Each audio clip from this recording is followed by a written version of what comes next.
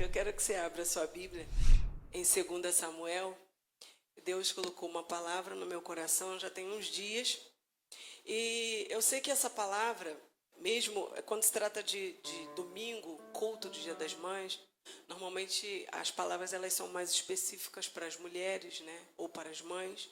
Mas eu acredito que essa ministração de hoje ela vai abranger até as pessoas que também não são mães, né? Que são os papais, que são os homens que estão aqui, as pessoas que estão nos assistindo. Então, eu queria que você entendesse a mensagem de Deus para você nessa noite. Eu queria que você fechasse os seus olhos, curvasse a sua cabeça e pedisse ao Senhor para que Ele possa ministrar no teu espírito nessa noite. Ó Pai, nós te honramos, nós te exaltamos, te glorificamos.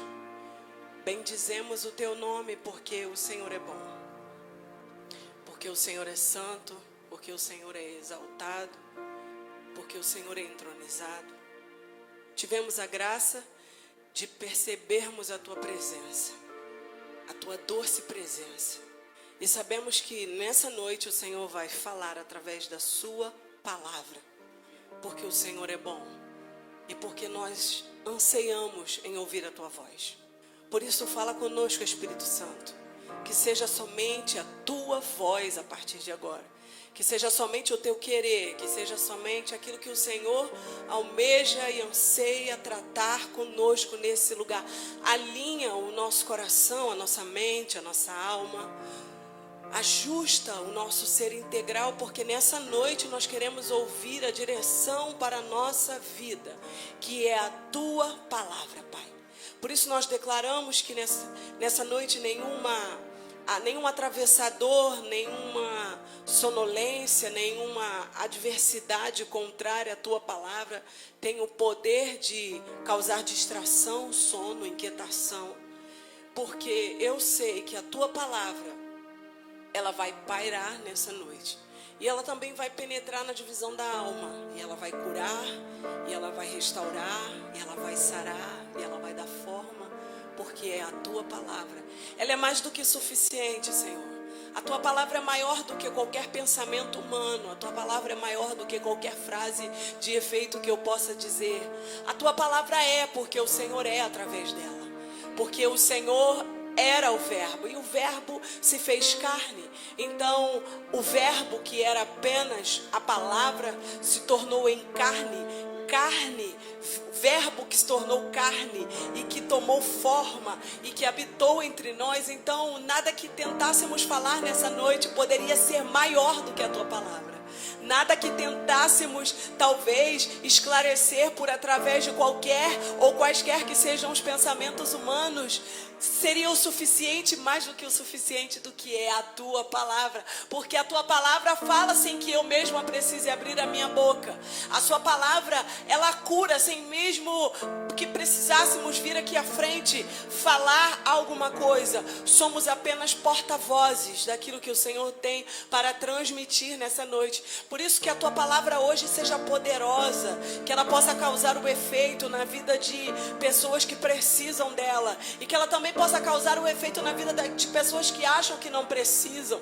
Que a tua palavra possa ser o haja nessa noite, que a tua palavra possa ser o haja nessa noite, que a tua palavra possa ser força, que a tua palavra possa ser esperança, que a tua palavra possa ser o consolo, que a tua palavra possa ser, Senhor, o mais do que suficiente para nós, porque às vezes não conseguimos descrever aquilo que precisamos e nem aquilo que sentimos, mas a tua palavra é a medida daquilo que não sabemos expressar. Por isso, Senhor, entra nessa noite, Rei da Glória, toca nessa noite, Rei da Glória, aviva a tua palavra nessa noite, não apenas, mas aviva a tua obra nos corações da tua igreja nesse lugar. Oh, aleluia, aleluia. Podemos sentir a tua presença. Por isso nós queremos dizer que os teus anjos, eles têm liberdade a partir de agora. Anjos do Senhor têm liberdade para tocar, para ministrar, para sarar, para restaurar, para curar. Anjos do Senhor, ministra nessa noite. através da tua palavra, em nome de Jesus. Amém? Deus colocou uma mulher muito diferente do que comumente ouvimos no meu coração. Normalmente falamos de mulheres que deram muito certo, falamos de mulheres que foram mulheres espetaculares. Falei de Joquebede da última vez que preguei, falei da mulher de Noé, falei de tantas mulheres. Você já ouviu falar sobre tantas mulheres que foram mulheres extraordinárias: Débora, Esther, Maria, mãe de Jesus, tantas mulheres extraordinárias. Mas hoje eu escolhi uma mulher que talvez nunca foi uma mulher que soou bem para você, como também para mim algumas vezes não soou. Mas eu quero te mostrar um lado dessa mulher que talvez é o lado que você ainda não escutou falar, mas que você vai prestar atenção a partir de hoje por essa palavra, porque Deus precisa nos ensinar algumas lições com a vida da mulher que nós podemos dizer que é a Betseba. Betseba foi uma mulher muito mal vista, porque ela foi uma mulher que foi o pivô de um adultério e também ocasionou a morte do seu marido. Porque a Bíblia vai falar que ela era uma mulher muito linda e ela vai para uma sacada, ela vai para um lugar, ela vai tomar banho e Davi olha para ela e vê aquela mulher linda e bela. E algumas versões, estudando sobre esse texto, vai dizer que a Bíblia, nós vamos ler, diz que Davi mandou chamá-la. Mas o original da palavra diz que Davi mandou capturá-la. E Betseba, ela foi toda essa pessoa que ocasionou muitas coisas em ambas as famílias. Na verdade, poderia dizer que Betseba foi a história de uma mulher que não deu muito certo. E nós não podemos mostrar só aquilo que é muito certo e aquilo que foi muito bom, mas nós precisamos mostrar que existem coisas que possa ser que não tenha dado muito certo, mas que nós precisamos extrair algumas lições dela para as nossas vidas. E é assim, Betseba era uma mulher muito nova, muito jovem. E eu penso que diante daquela situação, em algum momento em que ela foi chamada por Davi, ela teve que se submeter, porque naquela época o regime de reinado, né, e a monarquia é um regime que não dá opção ao outro a dizer não vou porque o rei está me chamando, eu não vou até lá porque eu sou casada. Não, ela foi chamada, ela foi convocada, o rei mandou trazê-la e ela foi. E a história de Betseba, ela pode ter mexido com a cabeça de muitas pessoas. E se nós estivéssemos trazendo isso para o dia de hoje, poderíamos dizer que Davi era um homem que tinha status, ele era um rei, ele era posicionado, ele tinha fama, ele tinha nome, ele tinha poder.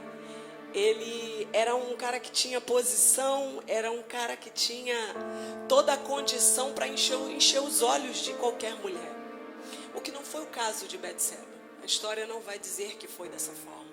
Nós não temos tempo para falar sobre isso, talvez daria uma outra pregação, porque esse não é o propósito, mas poderíamos dizer que se fosse algo concedido de extrema vontade, ela teria se iludido, ela teria se encantado com aquele homem e poderia talvez ter pensado: Davi, o rei, mandou me chamar, o cara, aquele homem. E ela foi até o palácio, e aí nós vamos ler o desfecho da história, que está em 2 Samuel, no capítulo 11, depois nós vamos pular para o 12. E quando falamos de mulher, falamos assim, falamos de muito sentimento, falamos de muita emoção, falamos de muito coração. E foi o que aconteceu com essa jovem, com essa mulher, que era casada, mas a história não teve um final como nós gostaríamos que tivesse. Porque nós sabemos que todo pecado, ele tem uma consequência. E os pecados, eles indiferem o tamanho e a grandiosidade do que foi cometido. Qual é a diferença do pecado? A diferença são as consequências e as marcas que ele vai deixar na vida de alguém. Então, diante dos céus, aquele que rouba e aquela que adultera, aquele que xinga o palavrão e aquele que se prostitui, não existe essa diferença que a religião ela pintou na vida de muitas pessoas, inclusive na vida de nós crentes. Parece que aquele que cometeu um pecado ou que comete um pecado grandioso aos olhos de alguém é aquele que está aqui dentro da igreja, mas que ele mente um pouquinho, que ilude um pouquinho, que engana um pouquinho, que não entrega as coisas que ele pega dos outros. É como se ele fosse melhor do que aquele camarada que está lá na rua, aquele camarada que está bebendo, aquele camarada que está fazendo ou cometendo qualquer tipo de delito. É como se realmente houvesse uma separação, mas o pecado diante de Deus, ele tem um único nome: pecado. Pecado é pecado, independente daquilo que fazemos, da forma como agimos, o tipo de pecado que cometemos. Mas, profeta, e aonde está a diferença? A diferença vai estar na consequência daquele que mente para daquele que comete um delito e ele perde a sua liberdade. As consequências são diferentes, mas os pecados diante de Deus não são menores e nem maiores. Então, a grande questão aqui dessa mulher foi a consequência do que acontece. Foi uma consequência drástica, foi uma consequência dolorosa, foi uma consequência que machucou, foi uma consequência que tocou, mas que nós precisamos aprender a lidar com determinados sentimentos. E quando nós falamos de mãe, nós vamos falar exatamente dessa palavrinha que eu vou já revelar para você, que é o tema central dessa palavra. Então você pode acompanhar comigo em 2 Samuel, no capítulo 11, a partir do versículo 3, que diz assim: e mandou Davi indagar quem era aquela mulher. Acompanha comigo aí, 2 Samuel, capítulo 3. Isso, 2 Samuel capítulo 3, verso 5, olha o que está escrito. E mandou Davi indagar quem era aquela mulher. E disseram: porventura não é esta Batseba, filha de Eliã, mulher de Urias, o heteu? Então enviou Davi mensageiros e mandou trazê-la. Em outras versões, no original, vai dizer capturá-la. E ela veio. E ele se deitou com ela, pois já estava purificada da sua imundícia. Então voltou ela para a sua casa, e a mulher concebeu e mandou dizer a Davi: estou grávida. Aí você pula comigo agora para o capítulo 12, a partir do versículo 14, e você vai acompanhar o desfecho dessa história. Todavia, isso, 2 Samuel 12, 14 até o verso 20. Todavia, porquanto com este feito deste lugar, sobremaneira a que os inimigos do Senhor blasfemem, também o filho que te nasceu certamente morrerá. Então Natã foi para a sua casa, e o Senhor feriu a criança. Diga comigo: o Senhor feriu a criança, que a mulher de Urias dera a Davi, e adoeceu gravemente. E buscou Davi a Deus pela criança. E jejuou Davi. Entrou, passou a noite prostrado sobre a terra. Então os anciãos da sua casa se levantaram e foram a ele para o levantar da terra. Porém ele não quis. Não comeu pão com eles. E sucedeu que ao 7º dia morreu a criança. E temiam os servos de Davi dizer-lhe que a criança estava morta. Porque diziam: eis que, sendo a criança ainda viva, lhe falávamos, porém não dava ouvidos à nossa voz. Como, pois, lhe diremos que a criança está morta? Porque mais lhe afligiria. Viu, porém, Davi que os seus servos falavam baixo, e entendeu Davi que a criança estava morta. Pelo que disse, então, Davi se levantou, pelo que disse Davi a seus servos: está morta a criança? Eles disseram: está morta. Então Davi se levantou da terra, e se lavou, e se ungiu, e mudou de roupas, e entrou na casa do Senhor, e adorou. Então foi à sua casa, e pediu pão, e lhe puseram pão, e comeu. Essa história é fantástica, porque ela nos mostra uma situação que acontece num determinado momento e passa-se um período, nós estamos diante dessa trágica história. Mas, diante desses fatos, como eu disse aqui, Betseba engravida. Ela gera. E ela manda uma mensagem para Davi. Ela diz, olha, eu estou grávida. E quando a mensagem chega até Davi, diante desse fato que foi concebido diante de um pecado, a palavra vem de Deus para Davi. Essa criança não vai viver. E até então, enquanto a criança está na barriga, enquanto a notícia chega, enquanto o bebê nasce, há todo um pensamento de que Deus é sempre Deus e Ele sempre vai deixar com que a história tenha um final feliz. Esse é sempre o pensamento que temos quando esquecemos daquilo que cometemos. No primeiro momento, sabemos o que fazemos, mas no final nós achamos que Deus sempre vai dar um jeitinho para resolver aquilo que cometemos ou aquilo que fizemos. Só que dessa vez não foi dessa forma. A palavra veio e o próprio Deus então permite, toca, que a criança então venha a óbito. Davi corre, clama, ora, jejua, percebe que as pessoas, os homens que estavam ali próximos de Davi, eles ficaram receosos porque eles viram o desespero de Davi. Imagina Davi desesperado. Davi já sabia. Davi era um homem segundo o coração de Deus. E quando a gente faz algo que a gente sabe que mexe com o coração de Deus, a gente não precisa que ninguém fale pra gente não. A gente sente aqui dentro. Eu tenho a certeza que no fundo, Davi estava com o coração apertadinho porque ele sabia que vinha chumbo grosso. Ele sabia. Ele sabia. Porque quem conhece a Deus, sabe quem Deus é. E Davi recebe o impacto daquela palavra, mas mesmo assim, ele sabia quem Deus era. Ele começa a clamar, ele começa a orar, ele jejua, ele não come. E aqueles homens que conviviam com Davi no palácio viram o desespero dele. E via que ele não queria ouvir nenhuma palavra negativa.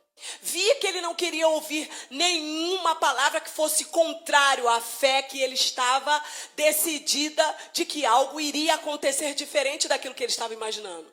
Então ele não queria ouvir. Perceba que o comentário é tremendo dentro do palácio. Ele se reúne e diz, como é que nós vamos lá falar com ele? Se no momento que ele estava lá orando, nós falamos para ele, cara, levanta daí, vem comer, vem beber, vem fazer alguma coisa. Você não está vendo que o estado da criança está cada dia pior e você está aí nessa condição. E Davi não queria ouvir. Então eles ficaram com medo de ir até Davi e dar a notícia para Davi. Mas aquele que tem um coração ligado ao coração de Deus, aquele que conhece Deus e conhece também as pessoas com as quais eles convivem, ele percebeu que tinha alguma coisa que estava fora do normal. Parece até eu, né? Tá todo mundo assim, ó. Eu falo, o que houve? Tá todo mundo assim, ó. A boca nem bate. Eu falo, mas o que foi, Vanessa? Porque conhecemos as pessoas com as quais convivemos.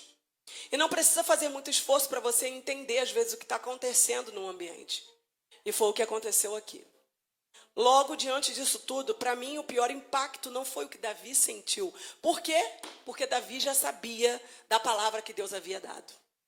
Agora, como dar a notícia para a mãe? E é aqui que a gente começa essa palavra. Não é que o pai não sinta, não é que o pai não vai administrar, mas não é superável. A lei natural da vida não é que mãe enterre filhos. Isso não combina. Deus não criou a mulher, o pai, o homem para isso. Na lei, na condição cronológica da vida, os mais novos enterram e sepultam os mais velhos. Essa é a lei natural da vida. A idade chega, os tempos passam, os filhos chegam num determinado momento que vão tendo que dar comando à sua mente, sabendo que a hora e o grande momento da despedida está chegando. E, de fato, é um momento que ninguém aguarda por ele. Então, o impacto para Davi foi terrível. Mas, De fato, ele já tinha ouvido um sussurro no ouvido dele, o profeta já tinha tratado com ele.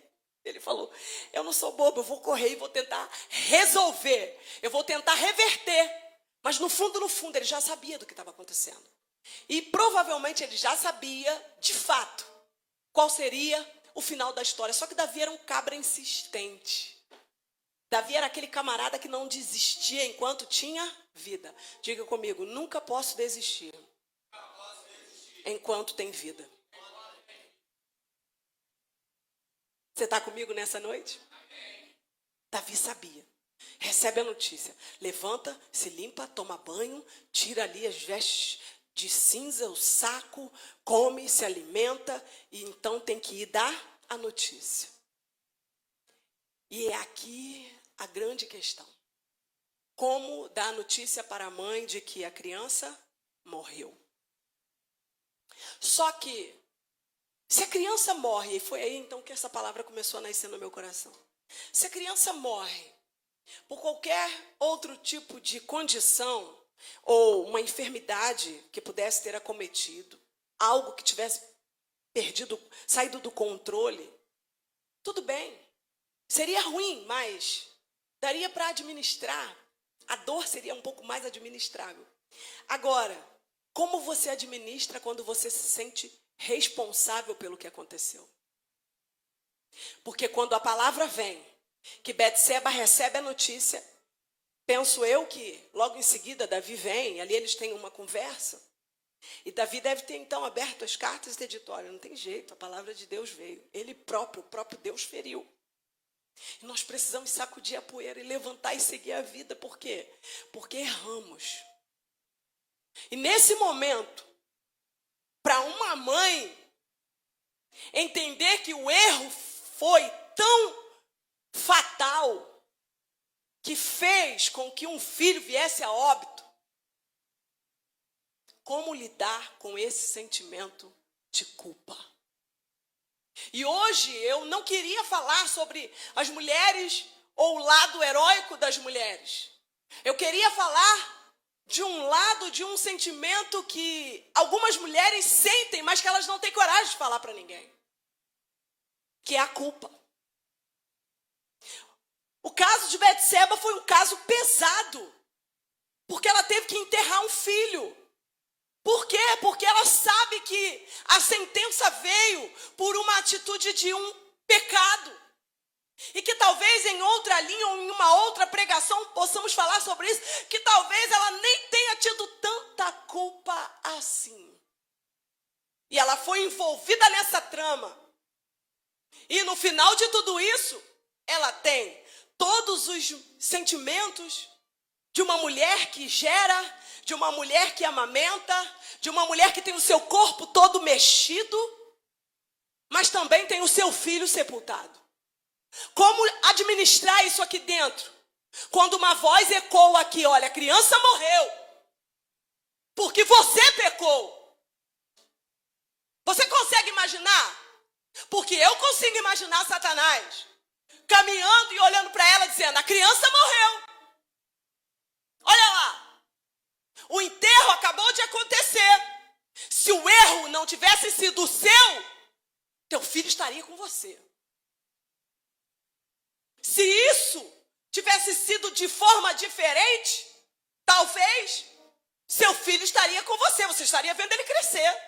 E a voz maligna, sussurrando, deve ter causado um estrago interno no coração de Betseba. Você está comigo? Eu quero que você pense nessa palavra, porque talvez você não é mãe, mas você vai ser. Talvez você não é mulher, mas você é homem. Talvez você passa por uma situação, ou passou por uma situação parecida como essa. É que olhamos e olha uma criança inocente que recebe uma sentença. E a sentença foi o quê? Morte. Betseba engravidou. Ela perde o marido no campo de batalha. Olha quantas coisas essa mulher tem que administrar. Ela perde o marido. Certamente, acredito, que depois ela descobre que foi toda uma trama. E aí ela tem que lidar com a culpa do filho que foi morto. drama de um marido que praticamente foi colocado numa linha de frente proposital para que ele não voltasse da guerra. Ela tem que lidar com essas duas situações. Ela tem que lidar com um filho que ela perde recém-nascido. Ela tem que lidar com o alvo, com a fofoca, com a acusação, com aquela mulher, aquela ali vai a mulher lá, ó. Ali vai a mulher, ó. Ali vai a mulher, os parentes apontando, os amigos apontando, um monte de gente em cima pressionando. Você consegue imaginar esse cenário? Então é muito fácil quando falamos de Davi andando na sacada, olhando para a mulher e tratamos com ele. Mas e ela? E a mulher? Quantas mulheres possa ser que não se culpam pela mesma consequência que Betseba passou, mas se culpam por outras coisas? Quantos aqui nessa noite se culpam ou se culparam por coisas que aconteceram? Vamos lá? E isso é muito comum para as mulheres, porque mulheres são assim, principalmente quando elas são mães. Elas se cobram demais, é ou não é? Primeiro, porque se cobram. Segundo, porque as pessoas exercem uma cobrança pesada em cima de uma mãe. Ela disse, olha, agora a vida mudou, hein? Agora você, tá carregando o neném, hein? Acabou aí, acabou a mordomia. A dondoquinha agora vai ter que crescer, hein? A bonequinha aí agora vai ter que aprender a levantar, hein? Vai ter que acordar, hein? A boneca que não escuta o relógio despertar vai ter que aprender a ouvir o relógio, hein? Porque senão teu filho vai morrer de fome de madrugada, hein? Você está comigo? E é impressionante a cobrança. Presta bem atenção nisso.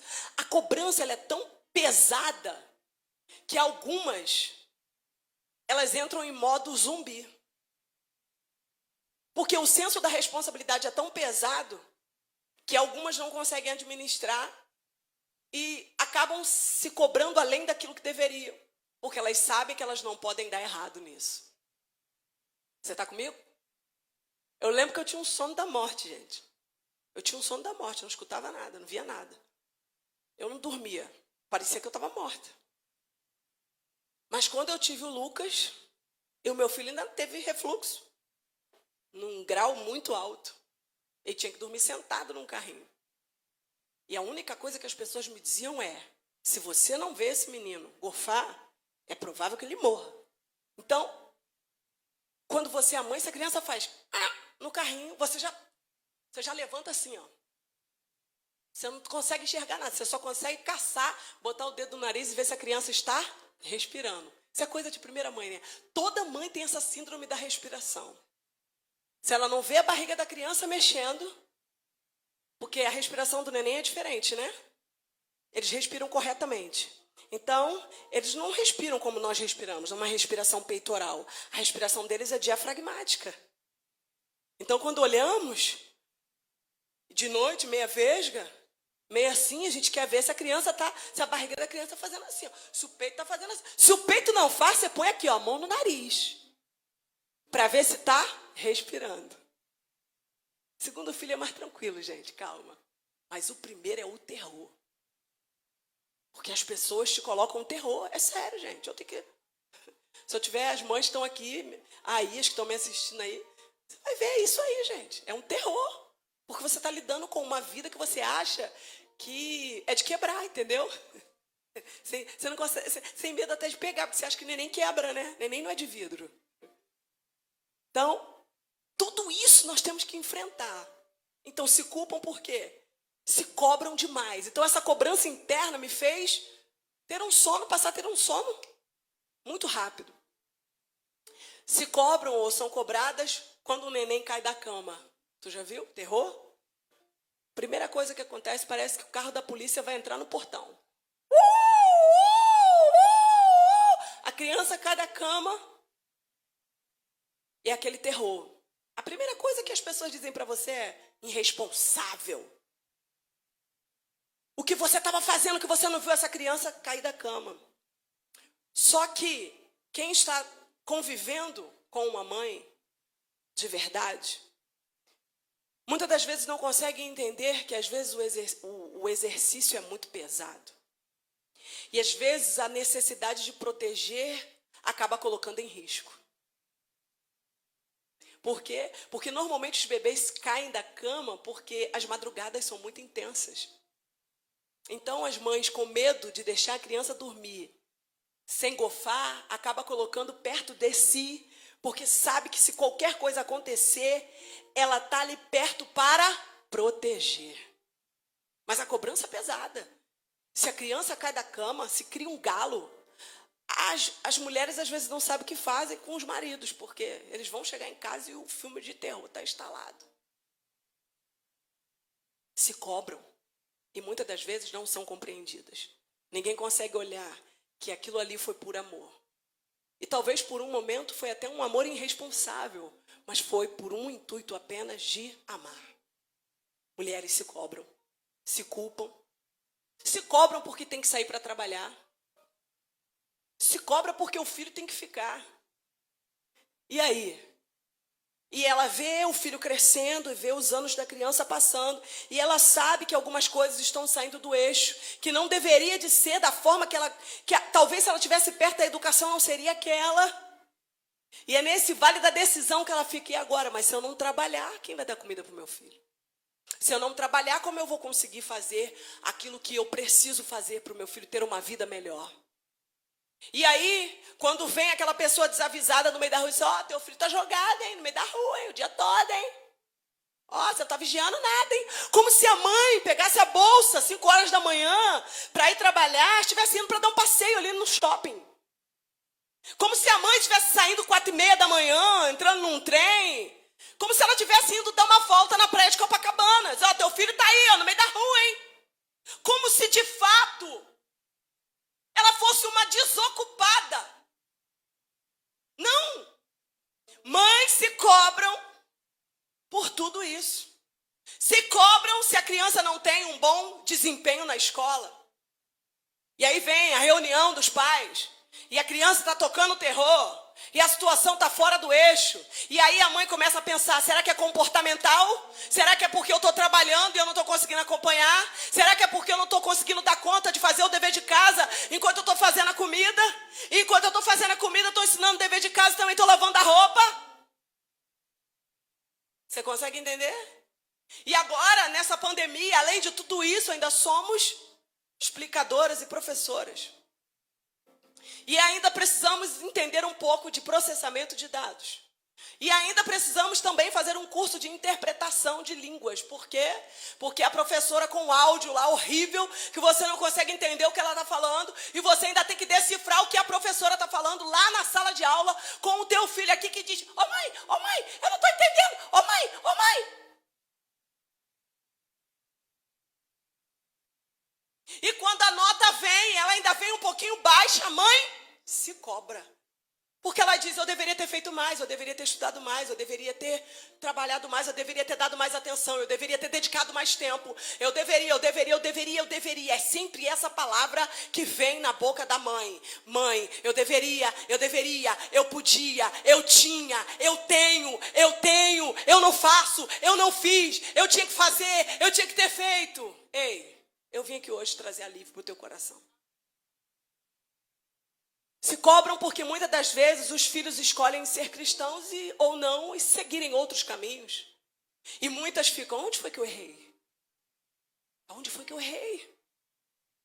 E algumas até identificam e sabem que erraram, mas não conseguem se desvencilhar de uma culpa, de uma atitude que foi cometida lá atrás e que hoje você está vendo o reflexo disso, mas não conseguem lidar com essa divisão de entender que você precisa seguir. Se cobram porque o filho escolhe um caminho errado. Se culpam porque às vezes o casamento não deu certo, ou aquele relacionamento que tinha tudo para dar certo não deu certo. Me culpo, me cobro, enfim, são tantas culpas. E são tantas responsabilidades que são atribuídas.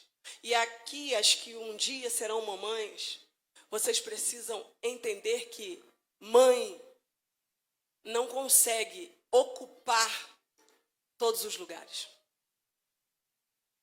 O que nós precisamos entender como mãe é que nós precisamos cumprir uma missão. E a missão que nos foi entregue, nós precisamos exercê-la com excelência. E talvez você está se culpando. Por quê? Porque alguma coisa está dando errado, ou alguma coisa deu errado, ou você está vendo que alguma coisa não está se desenvolvendo no seu filho, e você se culpa.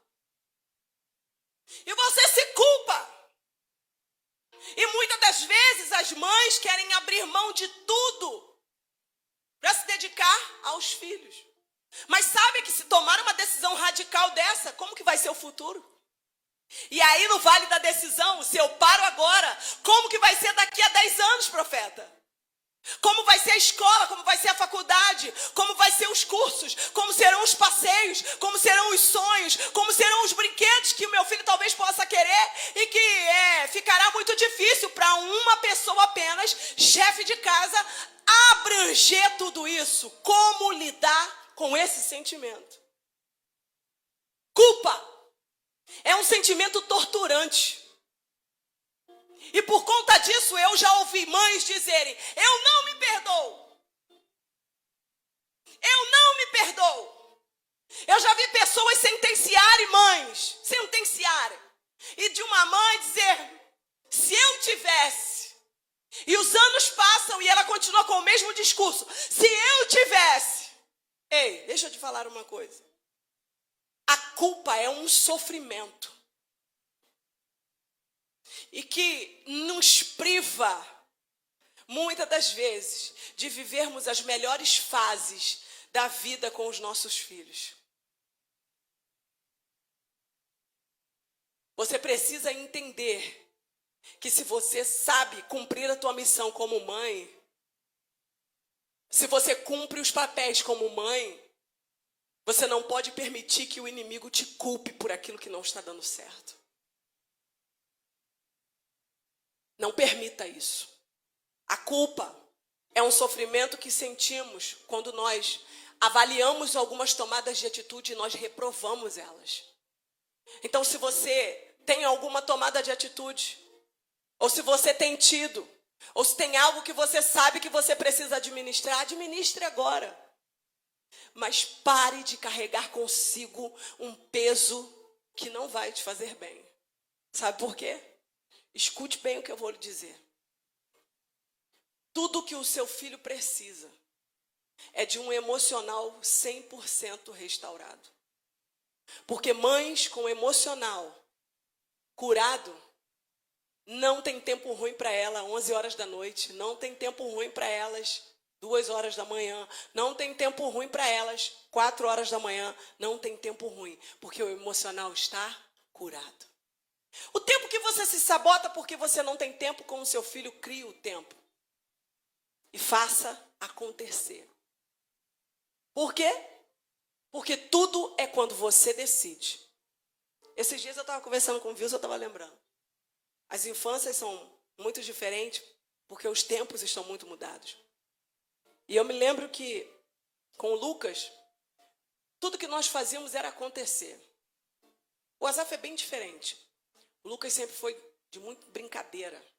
O Asaf já é mais tecnológico, já é mais diferenciado nesse aspecto.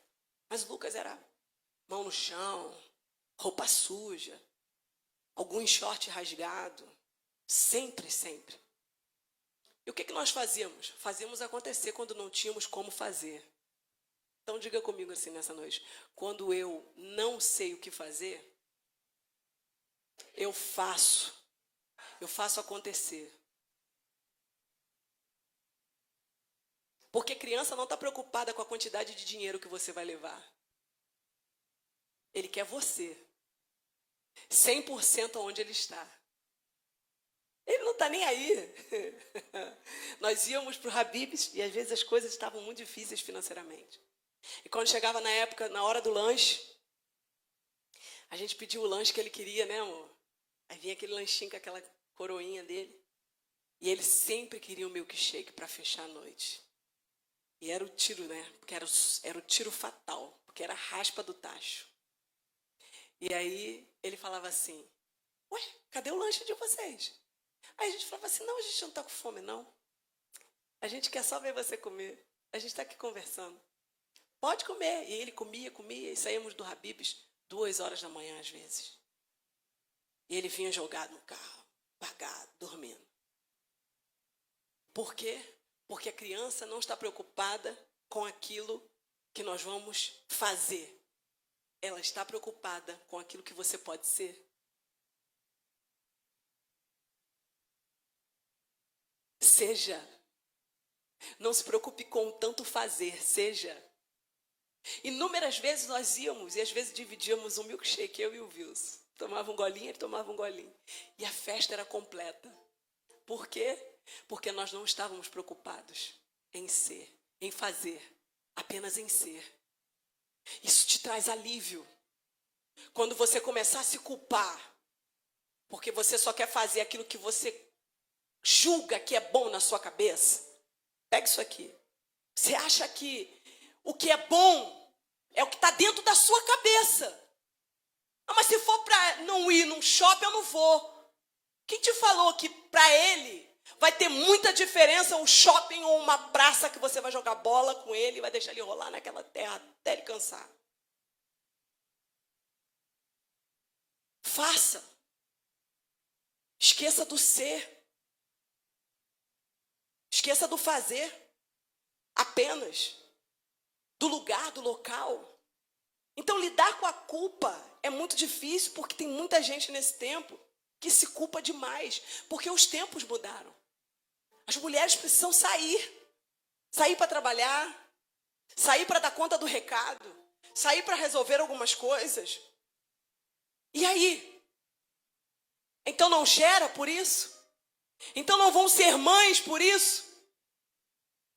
Porque não consegue administrar essa situação? Olha para a situação de Betseba. A culpa vinha ali, a todo tempo. Vinha a culpa inconsciente, vinha a culpa consciente. Porque era aquilo que ela não queria pensar com aquilo que ela sabia que ela não podia fugir. E aí, como é que a gente lida com essa situação? Sabe o que eu quero que você entenda hoje, nessa noite, por essa palavra muito simples? Mude a realidade que você está vivendo até que ela mude você. Por isso nós estamos diante de crianças que são inseguras, crianças que não sabem como se comportarem, porque elas já crescem sendo vitimadas, porque a mãe se sente vítima, a mãe se sente culpada. E essa criança cresce num ambiente vitimizado. Por quê? Porque a falta de entendimento da mãe, em saber lidar, em saber gerir isso, acaba causando sérias sequelas nas crianças. E diante disso, estamos diante de um cenário muito difícil na educação. Por causa da culpa. Por causa da culpa, as mães liberam demais. Por causa da culpa, as mães abrem mão demais. Por causa da culpa, elas querem cobrir, compensar. Elas querem lidar com a lei da compensação. Porque eu fiquei o dia todo fora hoje. Como é que eu vou dar uma palmada na mão? Porque eu fiquei o dia fora hoje. Como é que eu vou botar sentado 10 minutos? Porque eu fiquei o dia fora hoje. Como é que eu vou... Ei, exerça a sua missão. Exerça a sua missão. Porque se vocês não sabem, a próxima ação demoníaca aí é acabar com o exercício, com o ofício maternal. Se vocês ainda não viram isso, pasmem. Eu vou postar isso nos meus stories para que você veja. Essa é a próxima estratégia. De anularem o exercício maternal. E o que é pior, das crianças saberem que a mãe não tem prazer em exercer o seu ofício maternal. Por isso, nessa noite eu vim aqui falar com vocês, nessa palavra, livre-se da culpa. Passe a acertar se você errou. Ah, mas como é que eu vou fazer? Meu filho já está crescido. Não importa, nunca é tarde para você acertar. Ah, mas como é que eu vou consertar aquilo que já foi errado há muito tempo? Não importa. Nunca é tarde para você consertar. Conserte. Mude a sua forma de pensar, mas mude também a sua forma de falar. Por que as pessoas não conseguem consertar os filhos que já estão crescidos? Porque dificilmente você vai conseguir consertar alguém quando ela já tem os seus conceitos formados. Mas é o que eu digo para o Lucas Israel e eu vou falar aqui para vocês. Existem coisas que possa ser que as nossas palavras não sejam suficientes, mas a minha oração será.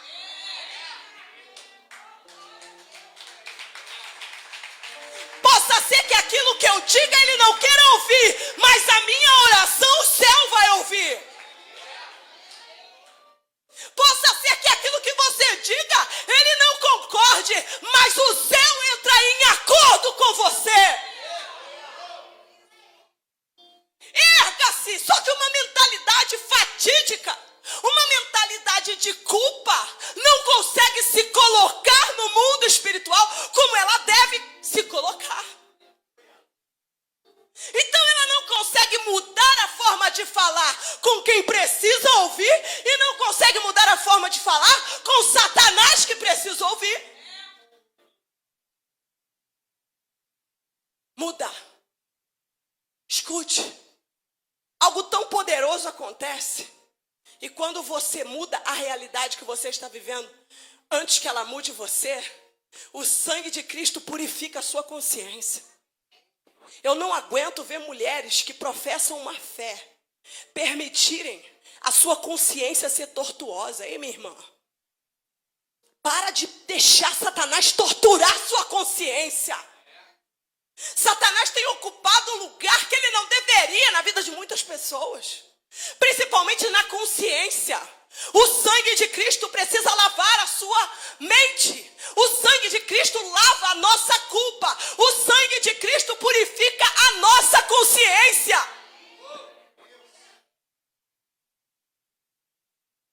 Como você resolve a culpa? Como eu resolvo a culpa, profeta? Quando você acredita que o sangue de Jesus purifica a sua consciência. Você percebe no capítulo de Samuel algo tão poderoso.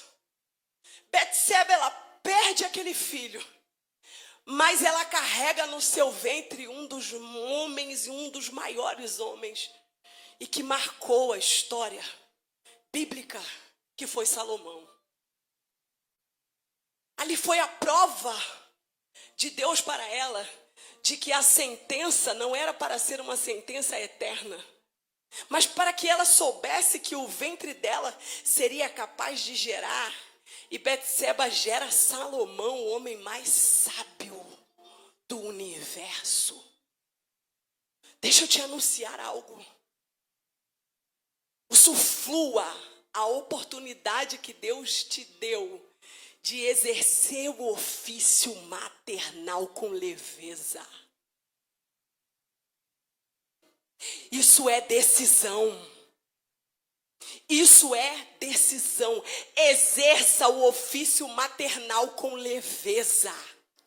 Um filho não pode ser um peso. Um filho não pode ser um peso de culpa, de algo que deu errado, de um relacionamento errado, de algo que deu errado, mas se eu tivesse escolhido de me relacionar com aquele homem, com outra pessoa, com aquele namorado, e veio a criança que Deus achou que você seria capaz de carregar.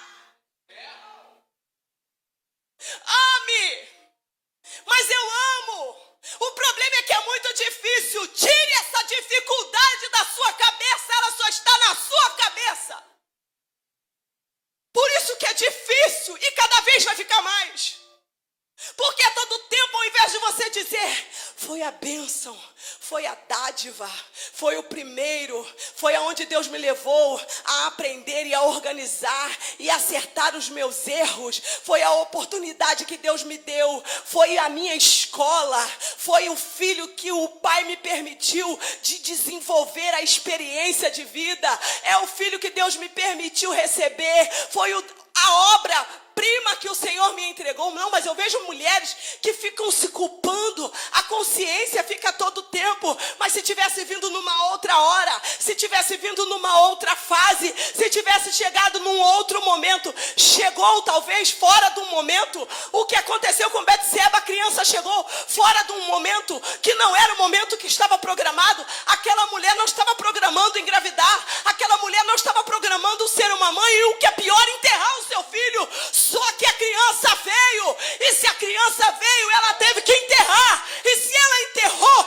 o mesmo Deus que permitiu que ela tivesse força para enterrar, foi o mesmo que deu a ela força para gerar o homem mais sábio.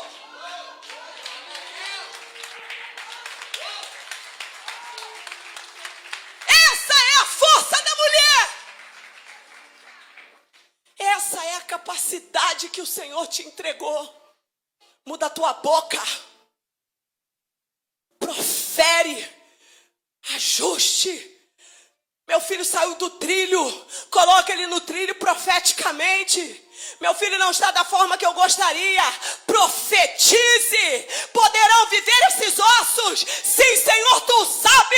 Então, Senhor, eu profetizo. Porque ainda que esteja morto, viverá. Eu profetizo vida. Eu profetizo vida.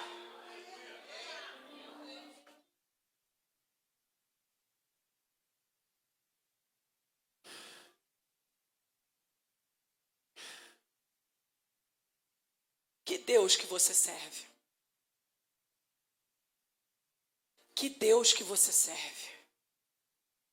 Eu vou encerrar essa palavra fazendo essa pergunta para você. Que Deus que você serve? Que Deus que você serve? Em que eu vejo mulheres por causa da culpa entregando seus filhos de bandeja, entregando a sua história de vida de bandeja. Que Deus que você serve? Que Deus que você serve? Pergunta para a pessoa que está ao seu lado, que Deus que você serve? Diga para ela assim, Deus não é do tamanho que você acha que é. Ele não cabe dentro da sua medida.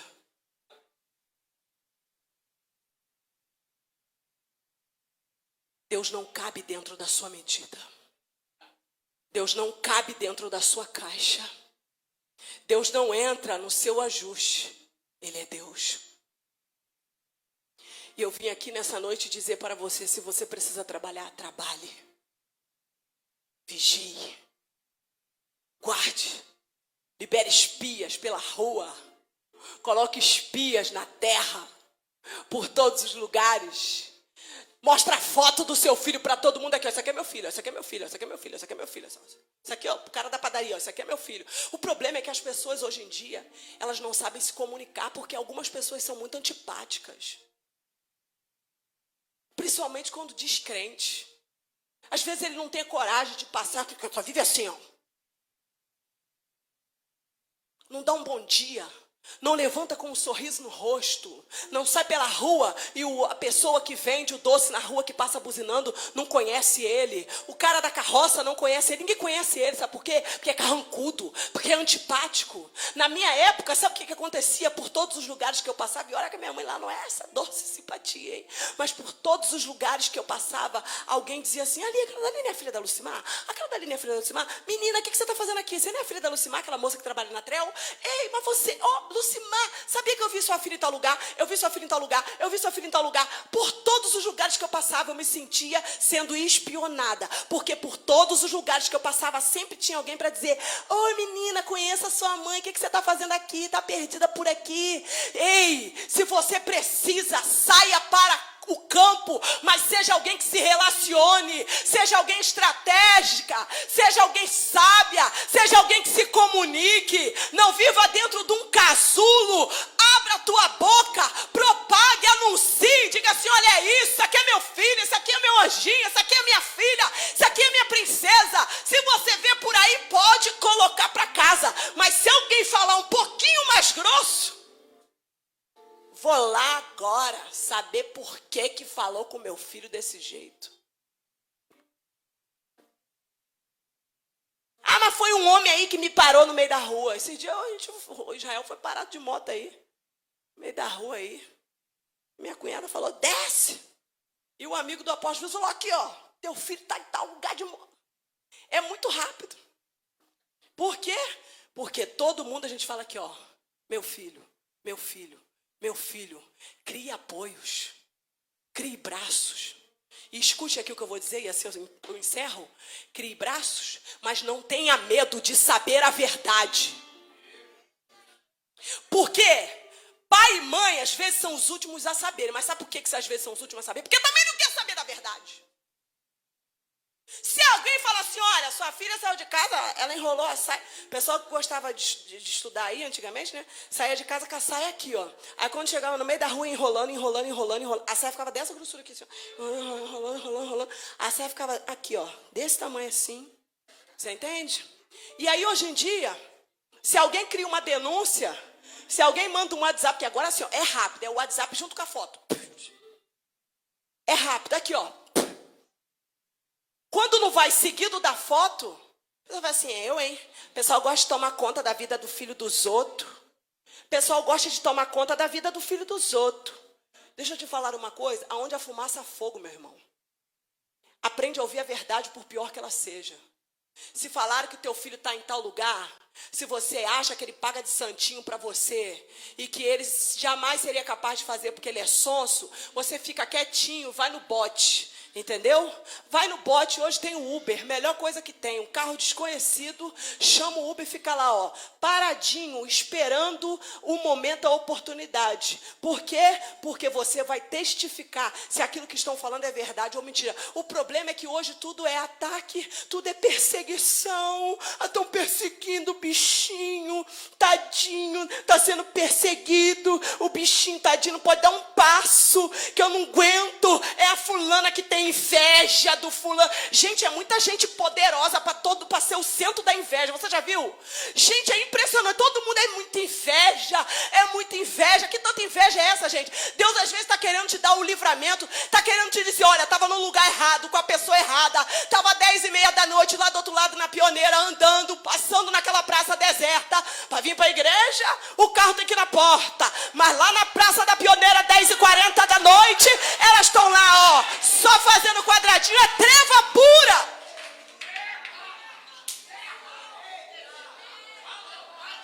Aí sabe o que acontece? Se a gente chamar para denunciar, eu duvido que era minha filha, mas eu duvido que era o meu filho santo. Como se ele um dia e ela nunca tivesse dado um olé nos pais. Você está em que época, minha filha? Meu filho? Larga de ser trouxa. Da mesma forma que você enrolou teus pais, os teus filhos também arrumam a treta para te enrolar.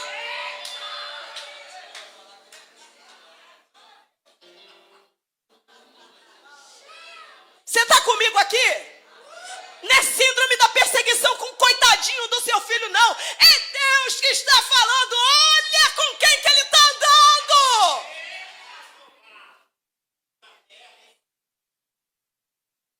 Aí depois você quer se culpar? Quando a pior notícia chegar, ó, vira ele tomando isso aí, ó, um copinho de energético aí na esquina. Ah, vira. Ah, gente, eu, hein? Devia ser um Guaraná. Você cheirou? Você provou? Para ver? Não, isso aqui é um exemplo, tá? Porque existem culturas, tá, gente? Eu não estou aqui criticando quem toma, não. Estou falando que existem culturas. Normalmente, quem gosta de tomar um energéticozinho é porque ainda não pode tomar uma cervejinha. Aí eles querem ostentar com um copinho, né, amarelinho, para dizer que está tomando alguma coisa. Meu irmão, vocês acham o quê? Que eu sou boba? Aqui, ó, pega o copinho, trouxa, não, sabe que não pode tomar outra coisa, né? Aí ele joga um energéticozinho assim que ele ilude aqui, ó, com o copinho na mão, tomando energética, sentindo, entendeu? Então, tudo às vezes começa com a intenção, não é o que está se tomando. Embora não seja aconselhável para um jovem por conta dos efeitos colaterais. Isso é... Eu não estou aqui. Agora, se te falou, averigua, meu irmão. Cheira a roupa, cheira a camisa, futuca os bolsos, olha a sola do tênis, vê por onde que passou, vê por onde que andou, cheira o cabelo, dá geral quando entrar, fala, ó, perdeu, meu filho, vem aqui, entra aqui que eu quero te ver. Mas o que acontece hoje em dia? Por medo de receber a verdade, os filhos se tornam as vítimas. E no final de tudo, quem se torna vítima é você. Porque você não se perdoa quando dá errado. Só que hoje eu vim aqui te dizer o seguinte por essa palavra. Mesmo que o início possa ter sido conturbado, no final de tudo, Deus tem vitória para você. Permita que o sangue de Jesus hoje purifique a sua consciência. Você está comigo? Quando o inimigo começar aqui, ó, no teu ouvido, você fala assim, o sangue de Jesus purifica a minha consciência, porque eu vou acertar. Então diga comigo assim, eu vou acertar. E se você errar no primeiro momento, não é o desespero total. Volte, toma um fôlego e conserte e prossiga, porque Deus te fez para acertar. Deu errado com o primeiro bebê, mas deu muito certo com o Salomão. Nós somos privilegiadas. Então hoje eu não vim mostrar para vocês as mulheres que deram mais certo hoje, biblicamente falando. Mas quero que você aprenda com Betseba a se livrar da culpa. Então diga comigo, toda culpa, hoje eu decido abrir mão dela. E eu vou recomeçar aonde eu preciso recomeçar. Você pode dar um glória a Deus?